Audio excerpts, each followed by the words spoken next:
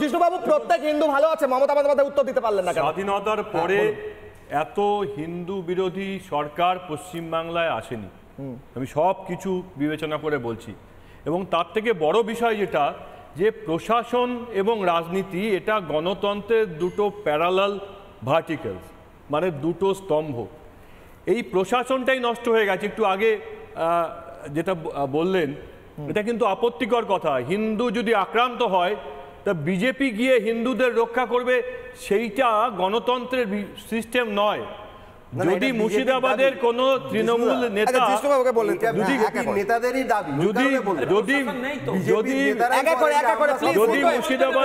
যদি মুর্শিদাবাদের কোন তৃণমূল নেতা সাম্প্রদায়িক কথা বলেন যে মেরে নদীতে ভাসিয়ে দেব, তাহলে মিথ্যা কথা, তাহলে সবচেয়ে আগে ডিস্ট্রিক্ট অ্যাডমিনিস্ট্রেশনের ব্যবস্থা নেওয়া উচিত ছিল। তাকে কলকাতায় ডেকে এনে কে বকা দেবেন এটা গণতন্ত্র নয়। অন্য কোন রাজ্যে দেখুন ডিস্ট্রিক্ট অ্যাডমিনিস্ট্রেশন প্রথমে তাকে গলা টিপে দেব বলেছেন।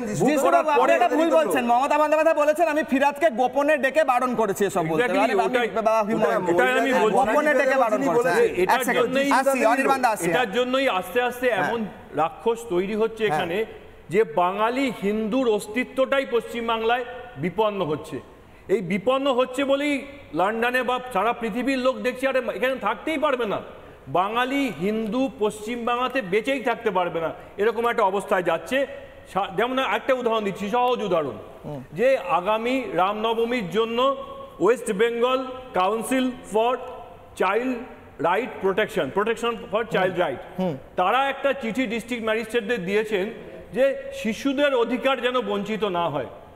যেখানে মহরমের সময় শিশুদের হাতে ওই ছোড়া এবং কাটা লাগানো চেন আমরা সবাই ছবিতে দেখি, আমার দাবি হচ্ছে যে একটা বিরোধিতা করছেন না সমর্থন করছেন। আমি বলছি ওয়েস্ট বেঙ্গল কাউন্সিল, আমি বলছি West Bengal council for protection of child right মহরমের আগে দিয়েছিল কি এটা? মানে আপনি মহরমের যে এই চিঠি দিয়েছিল। আচ্ছা উত্তর দিতে দিন, অনির্বাণ আবার বলতে দেব।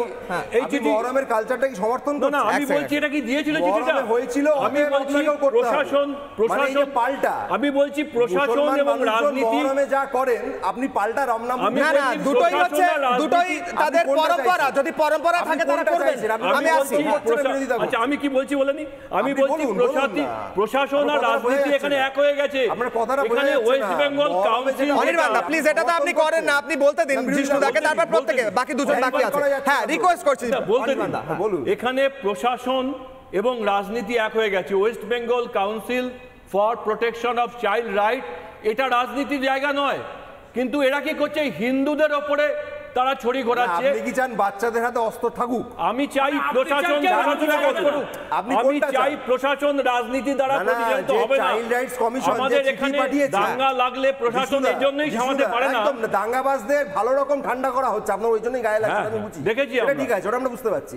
কিন্তু চাইল্ড রাইটস কমিশন যে চিঠি পাঠিয়েছে যে শিশুদের হাতে অস্ত্র যাতে না দেওয়া হয়, আপনি এটা সমর্থন করছেন না বিরোধিতা করছেন? আচ্ছা আচ্ছা বাকি দুজন বাকি আছে, আপনি শঙ্কুদা উত্তর দেবেন। দুজন বাকি আছে, দুজন বাকি আছে। আপনারা চান যেহেতু রামায়ণ এবং মহাভারতের প্রচার দেখানো হয়েছে, তাই বাচ্চাদের আপনার থেকে অনেক উপরে আপনারা ঠিক এইটা চান। আপনারা পুরো আপনার কথা উত্তর দাম নেই, এটা যিশুদা টার্গেট করতে চান। আরে যিশুদার পজিশন আপনার থেকে অনেক উপরে, যারা বিভিন্ন জায়গায় পজিশনে বসে আছে, বুঝেছি। আমি আপনার সঙ্গে অন্য অনেক কিছু আলোচনা করব, তারা হিন্দু ধর্মের ঐতিহ্য বলিয়ে দিতে যিশুদাকে দিতে দিন, কদিন পর বলবেন। আচ্ছা এবার আপনারা বাইক সরাতে হবে, বাকি দুজনের কাছে যাবে।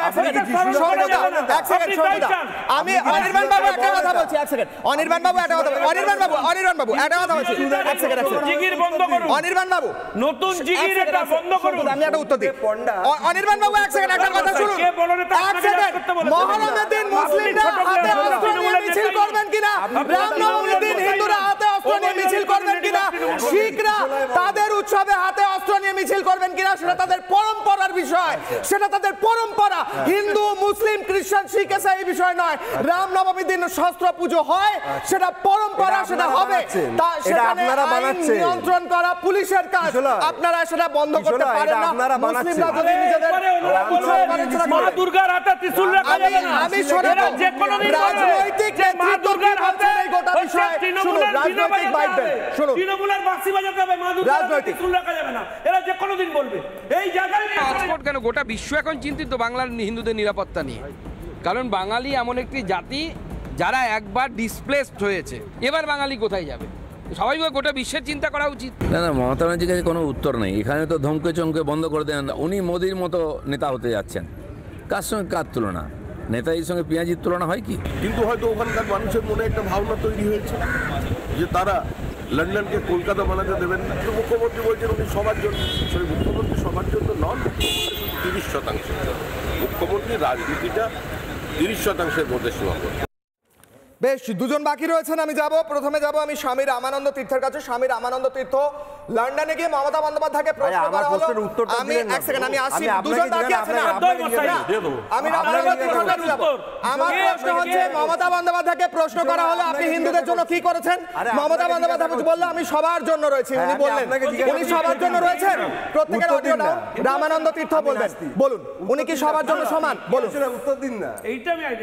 ব্যাপারটা হচ্ছে, আজকে মুখ্যমন্ত্রী মমতা বন্দ্যোপাধ্যায়ের শাসনের যে টেনিয়ারটা 2011 থেকে এই পর্যন্ত আমরা যা দেখেছি, ধারাবাহিকভাবে হিন্দুদের উপরে যে দমন পীড়ন নিষ্পেষণ, প্রতিটি জেলায় রেজিমেন্টেড ভাবে যেরকম ভাবে হিন্দুদের উপরে সময়ে সময়ে মুসলমান মৌলবাদী শক্তি আক্রমণ করেছে, মেরেছে। এছাড়াও ধরুন হিন্দুদের সাধারণ মানুষের জন্য বাজেটে বরাদ্দ, হিন্দুদের যে মানে পারম্পরিক ভাষা সংস্কৃতর শিক্ষক চেয়ে ছাত্র গুলি খেয়েছে।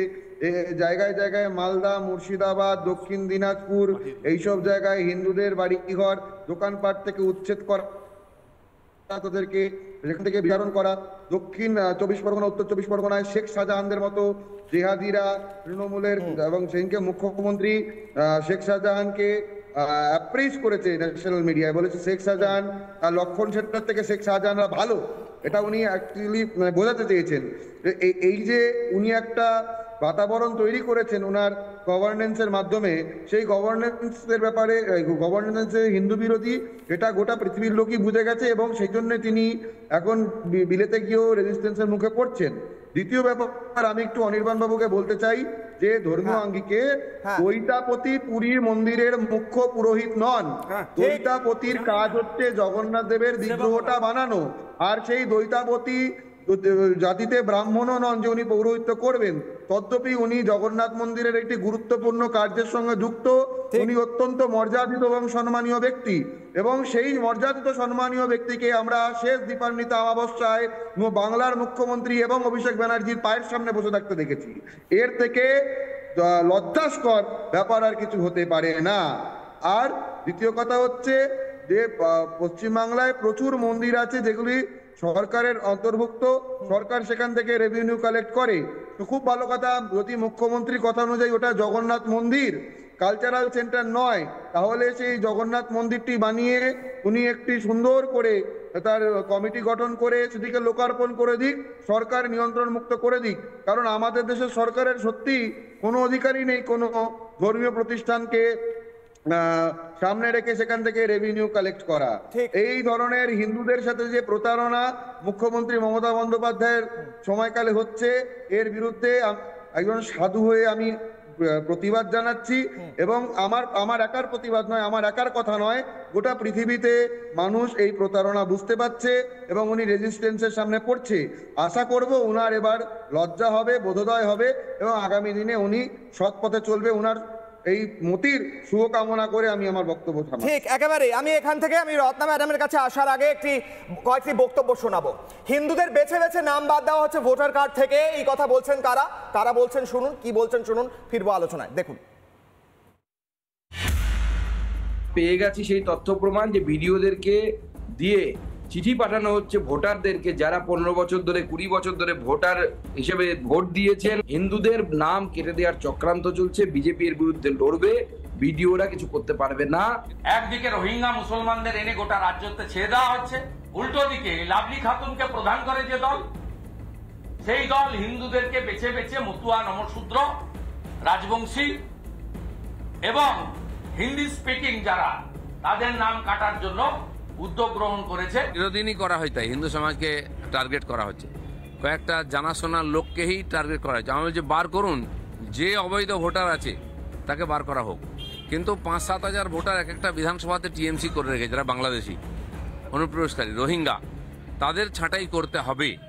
নানা ধরনের কন্টেন্ট দেখার জন্য লাইক করুন, শেয়ার করুন আমাদের ফেসবুক পেজ, সাবস্ক্রাইব করুন আমাদের ইউটিউব চ্যানেল। পাশাপাশি অন্যান্য ব্রেকিং নিউজের জন্য অবশ্যই চোখ রাখুন রিপাবলিক বাংলায়।